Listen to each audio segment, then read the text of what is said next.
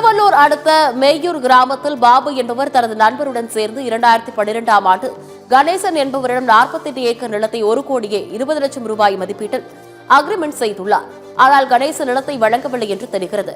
இந்நிலையில் வீட்டுமனை பிரிவுகளாக இருக்கும் இடத்தை விவசாய இடமாக மாற்றி வேறொரு நபருக்கு விற்பனை செய்ததாகவும் கூறப்படுகிறது. இதற்கு ஊத்துக்கோட்டை சார் பதிவாளர் சிவசங்கர் மற்றும் மாவட்ட பதிவாளர் உடந்தையாக இருந்ததாகவும் பாபு குற்றம் சாட்டியுள்ளார். இந்நிலையில் இதில் சம்பந்தப்பட்ட நபர்கள் மீது உரிய நடவடிக்கை எடுக்க வேண்டும் என்று பாபு கோரிக்கை விடுத்துள்ளார்.